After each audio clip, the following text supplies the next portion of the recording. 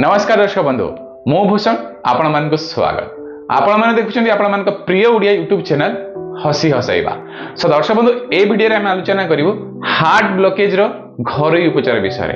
केवल गोटे उपचार मुझे कहबी ए उपचार करी आपण मानकर हार्ट ब्लॉकेज को ठीक करि परिबे। हार्ट ब्लॉकेज जो होता है आम पूरा नॉर्मल नहीं था। हार्ट ब्लॉकेज केते बेले हेबो गोटे दिन रे हेबोनी। जेते बेले हार्ट ब्लॉकेज हबार स्टार्ट होता है सेते बेले जणा पड़ेनी। मिनिमम 60-70% ब्लॉकेज हला परे धीरे धीरे आपन को पाखरे लक्षण प्रकाश पाइबार आरंभ हुए। जेते बेले 80-90% हो जाए सेते बेले आपण मानक पाखरे सीवियर सिम्पटम्स देखा जाता है। ये जो हार्ट ब्लॉकेज कथा मु कहली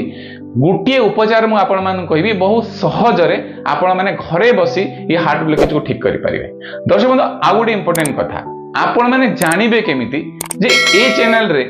बा ये हसी हसी यूट्यूब चैनल मु जो उपचार सब कहूची ये उपचार आपन पाखरे काम दउची कि नहीं। तो सेति पई मु प्रथमे कोन करे आगो डिटेल्स कहि रखे केमिति आपण चेक करिवे।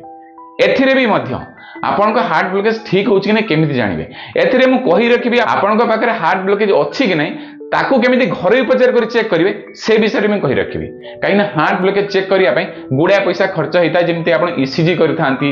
एंजियोग्राम करथांती सीटी एंजियोग्राम करथांती बहुत गुडा पैसा खर्च करिया पई पड़े हार्ट ब्लॉकेज हेछि कि जानिया पई। किंतु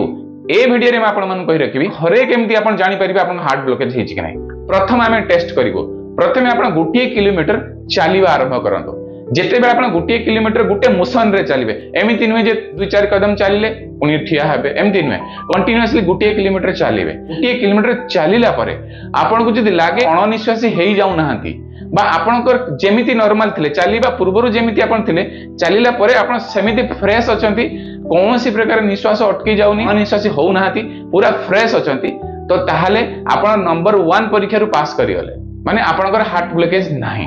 केवल नंबर 1 परीक्षा रु पास करले हबनी एबे नंबर 2 परीक्षा मु आपण मान कहबी। नंबर 2 परीक्षा जदि आपण पास करि जिवे देन जानिबे आपनकर हार्ट ब्लॉकेज नाही। चलंतु नंबर 2 जो परीक्षा करिवे सेटा होची आपण सीढ़ी चढ़ीबे। आपण घरे जदि सीढ़ी नाही कोनसे ना कोनसे घर को जिवे सीढ़ी चढ़िया पय चेष्टा करिवे।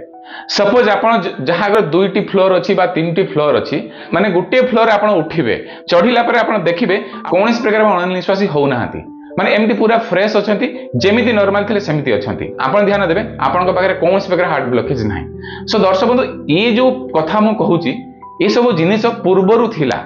पूर्वरु कोनसे प्रकार एते बड़ टेक्नोलॉजी रो टेस्ट नथिला कोनसी आपण एमआरआई नथिला सीटी एंजियोग्राम नथिला बहुत पूर्व जो देखा जाय ईसीजी थिला बाकी जो धीरे धीरे नवा टेक्नोलॉजी सब आसी ए सब नथिला। सेते बेले जो चिकित्सा होतिले जो हमर आयुर्वेदिक बा नेचुरोपैथी सब चिकित्सा होतिले तो सेते बेले कोन एई सब रु परीक्षा करूतिले। आजिर डेट रे भी आपण जेते बेले देखुथियो कोनसी काम करूचंदी बा कोनसी भारी काम कर देले बा बहुत दूर को चली गले बा सीढ़ी चढ़ले जो धई सही लागे सेते बेले कहंती ना जे मते धई सही काहे के लागुची तो या माने आपण को हार्ट ब्लॉकेज प्राइमरी स्टेज रे आपण माने अछंती। एबे चलंतु म सब मन रे बुझिया पे चेष्टा करबी। जहार सीढ़ी 4-5 ताला अछि तो 4-5 ताला उठिया पे चेष्टा कर। गोटे ताला आपण उठी गले नॉर्मल लागिला द्वितीय ताला को आपण उठिबे टिके आपण धई सही होची तृतीय ताला को उठिबे आपण चढ़ी पारु नाती तो ताहले आपण मानक पाखरे हार्ट ब्लॉकेज अछि। 3-4 ताला को आपण एमती नॉर्मल उठछंती खाली अल्प अल्प आपण को अनिश्वासी होची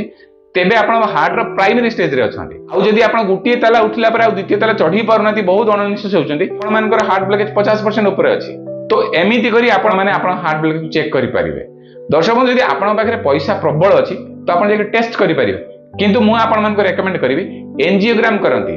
आपण शरीर गोटे भेन थ्रो गोटे तार जीव आपण हार्ट पाको ये एंजियोग्राम आपण केबे भी करिवेनी। सीटी एंजियोग्राम करि परिबे किंतु एंजियोग्राम केबे भी करिवेनी। दर्शक बंधु काहे की करिवेनी कोन करिवेनी ये विषय रे बहुत गुडा वीडियो चैनल रे अछि आपण माने देखि परिबे। प्रत्येक वीडियो रे जदी सब जिंस मु कहबी तले वीडियो बहुत बड़ा हे जिवो। सेहित पई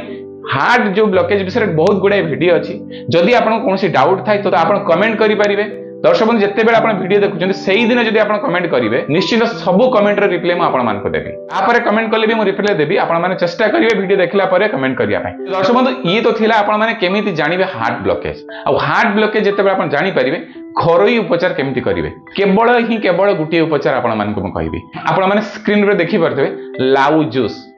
हां दर्शक बंधु आपण माने लाउ जूस देखला परे आश्चर्य होतबे। दर्शक बंधु दुनिया रे जदी हार्ट ब्लॉकेज को कहीं दूर करि परिबो सी होची लाउ जूस। आपण माने देखला परे जदी आश्चर्य होतबे आश्चर्य बा किछि आवश्यकता नै। आपण माने केवल 15 दिन करंतु केवल 15 दिन आउ टेस्ट केमती करेंगे आग तो आप सीढ़ी चढ़िले सपोज आप गोटे फ्लोर चढ़िले द्वितीय फ्लोर चढ़िले आप जमी अणनिश्वासी होती गोटे किलोमीटर चलला आप अणनिश्वासी होती आप गोटे कम करूँ लाउ जूस 15 दिन पीयंतु 15 दिन पर सीढ़ी चढ़ंतु गोटे किलोमीटर चलतु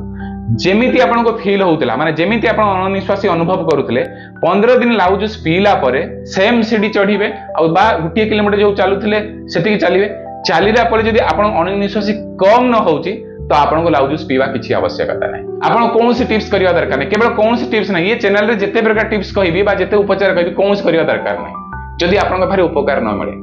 किंतु दर्शक बंधु लाउ जूस पीवा सहित हार्ट ब्लॉकेज हबार कारण ठू दूरे रहिबे से कारण कौन कौन मु से विषय कहबी किंतु मु आपण मान सहित कमिटमेंट करी जिते बेले आप 15 दिन लाउ जूस पीबे प्रत्येक वर्ष जदि 15 दिन आप लाउ जूस पियंती गोटे वर्ष आपण माने हार्ट ब्लॉकेज रु फ्री होइजिबे किंतु खाद्यपेय आप ध्यान देवे खाद्यपेय सब कौन हवा दरकार कौन कौन सब कारण जो हार्ट ब्लॉकेज हुए से विषय में कही रखी किंतु मु आउ थे आपण मान कही रखी आपण माने प्रत्येक वर्ष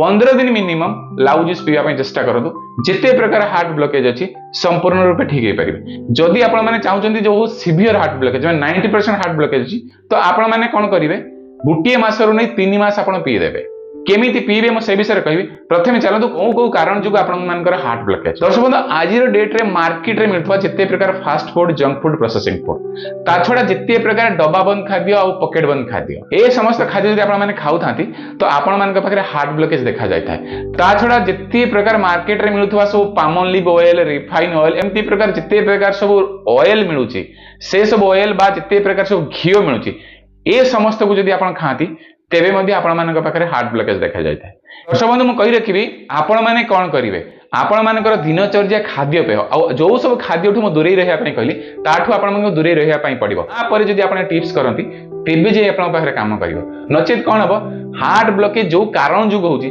से कारण तो आपण दूरे की रहिबेनी जदि दूरे की न रहिबे तो ताले जे कोनसी टिप्स करले भी बा जे कोनसी उपचार करले केबे भी ठीक हबनी तो सेहित पई ताठु दूरे रहिबे